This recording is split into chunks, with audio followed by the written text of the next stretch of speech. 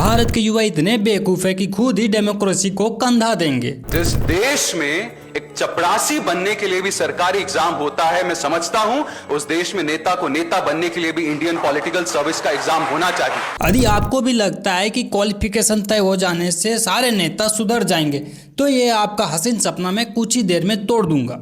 अरे बाबा, चपरासी एक जॉब है जो कि सिस्टम के द्वारा हायर किया जाता है काम करने के लिए, और नेता पब्लिक का रिप्रेजेंटेटिव होता है, पब्लिक के ट्रस्ट से चुना जाता है। अब हम इस बात पर आते हैं कि इनके जैसे बेवकूफ युवा कैसे डेमोक्रेसी को कंधा देंगे। डेमोक्रेसी का कोर प्रिंसिपल क्या है?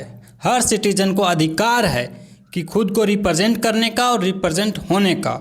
यदि आप क्वालिफिकेशन लगा दोगे तो ऑटोमेटिकली इंडिया के करोड़ों लोग डिस्क्वालीफाई हो जाएंगे। गांव और देहात के जो रूरल एरिया हैं उनके कोई भी रिप्रेजेंटेटिव नहीं होंगे। ये डेमोक्रेसी को एलिट सिस्टम फिर से बना देगा कि जिसके पास पावर है, मनी है, वही क्वालिफिकेशन को होल्ड करेगा और वही फिर राजतंत्र आ जाएगा। अब यहाँ प्रश्न आता है कि एजुकेशन बराबर गुड लीडरशिप। यदि आप ये अजम्पशन कर रहे हो तो टोटली रॉन्ग हो। एक एजुकेटेड इंसान भी करप्ट हो सकता है और एक अनएजुकेटेड इंसान भी एथिकल रूप से गुड हो सकता है। अब जैसे मैं आपको एक एग्जांपल देता हूं कि मनमोहन सिंह बहुत ही पढ़े इकोनॉमिस्ट थे, लेकिन उनके समय में कॉल और 2G स्पेक्ट्रम का घोटाला हुआ था। इस एग्जांपल से यह बात ही खत्म हुई है कि एजुकेटेड मतलब गुड लीडर। मैं यहाँ एक बात साफ कर देना चाहता हूँ कि रियल प्रॉब्लम क्वालिफिकेशन नहीं है, प्रॉब्लम है क्रिमिनल बैकग्राउंड वाले कैंडिडेट, मनी एंड पावर से खरीदे गए वोट, लैक ऑफ अकाउंटेबिलिटी और अनअवेयर्स वोटर। और भैया चलो मान लेते हैं कि क्वालिफिकेशन आ भी जाए, और इसका सबसे बड़ा रिस्क क्या है